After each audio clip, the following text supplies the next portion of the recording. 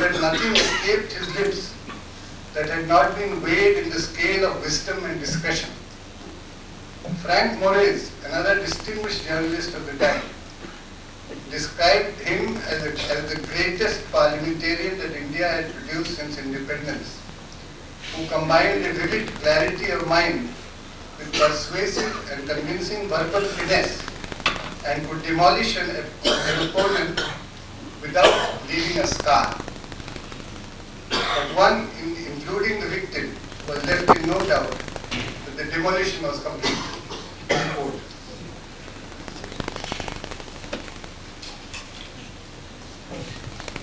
As I was going through the volumes, I was struck by the fact that he was born in a village near Almora in 1887. There were no roads in Almora at the time. There was no radio, there was no TV, hardly any newspaper. It was a remote corner. And on top of that, he was living during his school days with his maternal grandfather, who was a very eminent person, highly respected patriarch, but who was a solid pillar of the British administration. And in fact, the Commissioner of Command leaned on him to a large extent.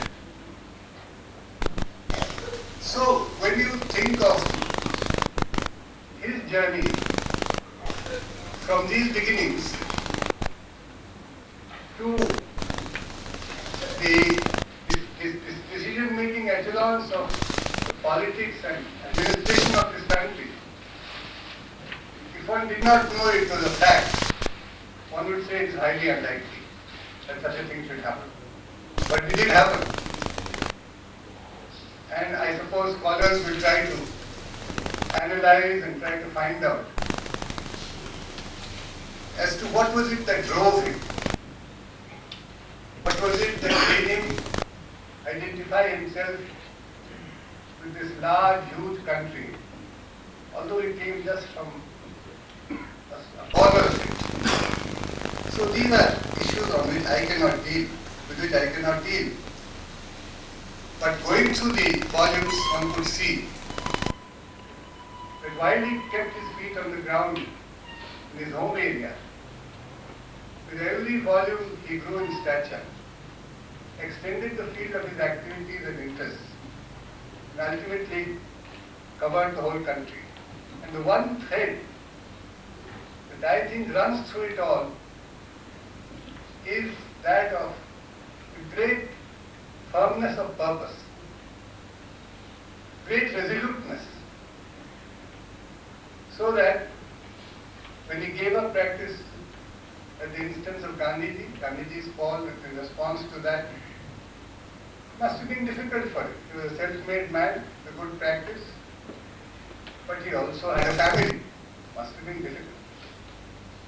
But once he took the decision, he never went back.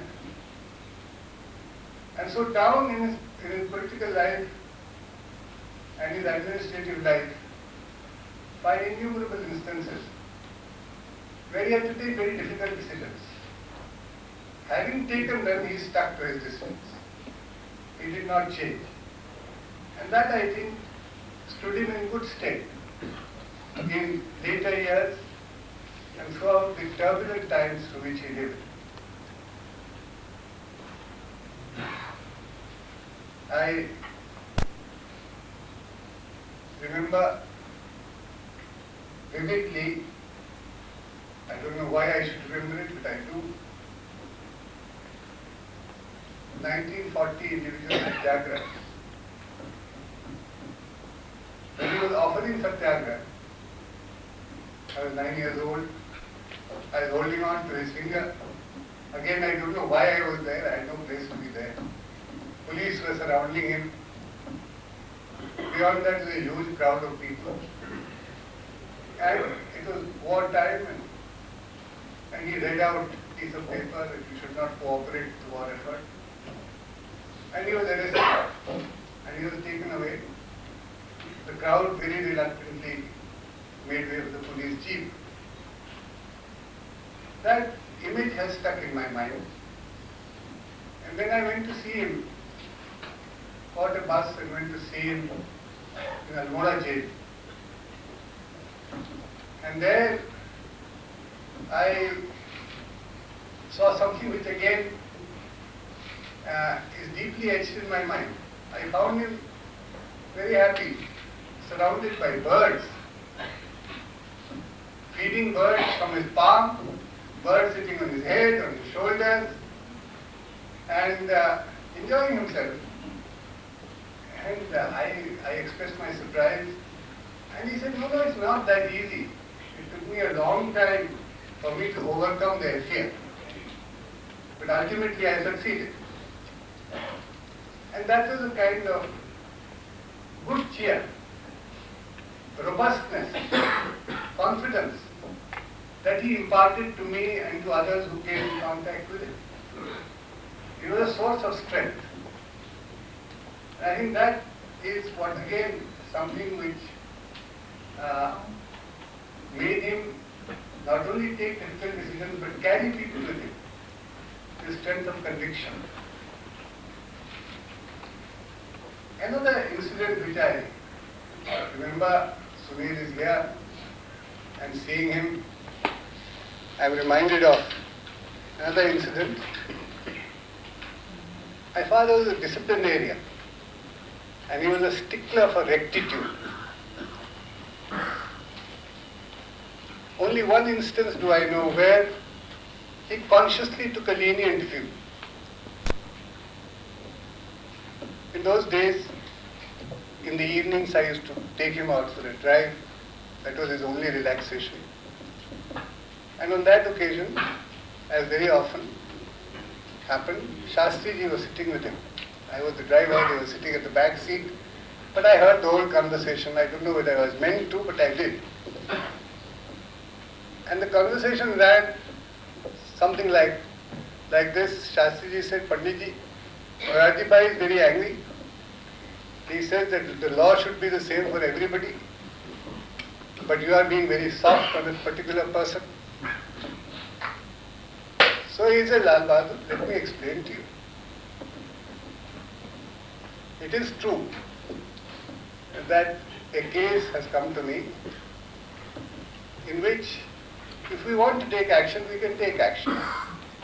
But it's not such a serious misdemeanor that we should take the action. The reason is because the person concerned is a leader of a political party in the country. He is in the opposition. And there is every advantage in destroying him politically. But we are a nascent democracy, a democracy in the making. We are striking roots. We are forging values. At this time, suppose we destroy him politically, people will begin to lose faith in the political leaders as such. It takes 30, 40 years in this large country to acquire that position in any party. So forget the party. But the political system as a whole will suffer. I have never forgotten that. And it has guided me throughout my public life.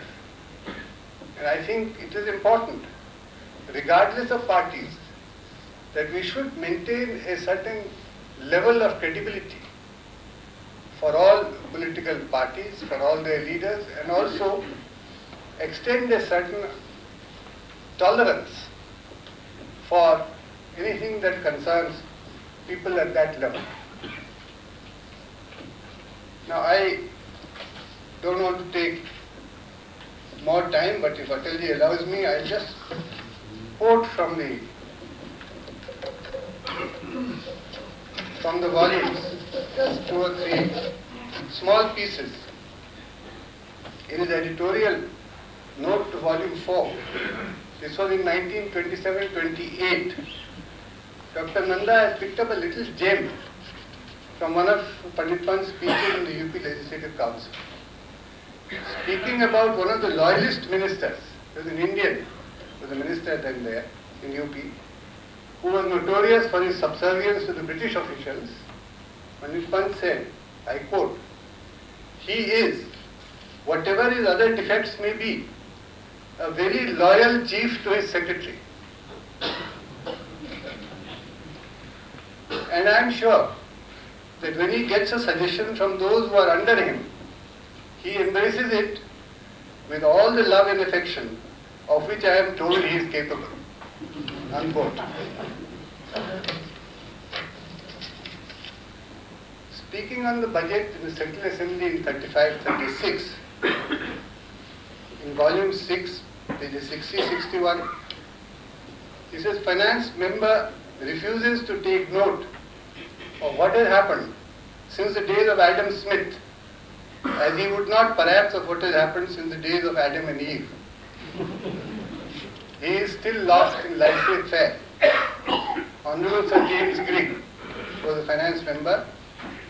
He said, yes, what of that? Pandit Pant, do you observe laissez-faire? Do you observe laissez-faire in your country? Please answer them. Subsidies in England, how many millions? Protective duties in England, how many millions? Subsidies to livestock industry, how many millions? Bounties to wheat growers, how many millions? Bounties to beet growers, how many millions? Preferential tariffs against whom? Quotas and agreements for what purpose? I will wait for the finance member to enlighten me on these points and tell me how far these are consistent and compatible with the underlying principles of laissez-faire. Unquote. All I can say is that the Indian negotiators handling WTO matters should perhaps keep these remarks in mind.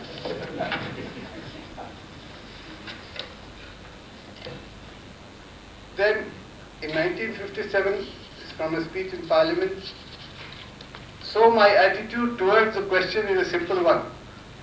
Kashmir is a part of India. It has always been a part of India, and it will continue to be a part of India. The links that bind Kashmir to India are indissoluble. We are guided by only one consideration, and that is the welfare and progress of the people of Kashmir. The Kashmiris are just like other citizens of India, and we owe the same duty to them as we owe to the other fellow citizens of our country. Speaking at the Northern Zonal Council in October 59, he said, I quote, I am sure the Council will welcome the law recently enacted by the legislature of J&K State to amend the state's constitution so as to extend the jurisdiction of the Central Election Commission to the state in 59. Now the wisdom of the state legislature in taking this step has been confirmed by the role of the CEC in the recent elections, the free and fair elections of J&K. And finally, in response to a letter of Pandit Nehru he wrote in 48, something I think which we should do well to remember. I quote, we are not writing on a clean slate.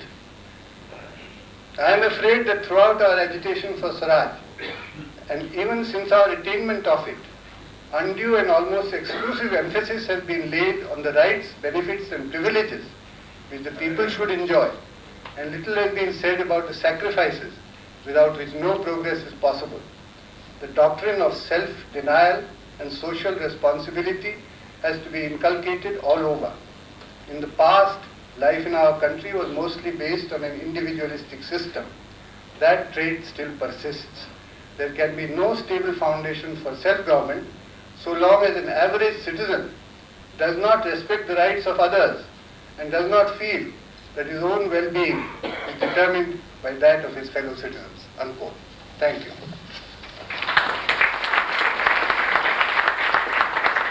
I request Advani ji to come up on the stage.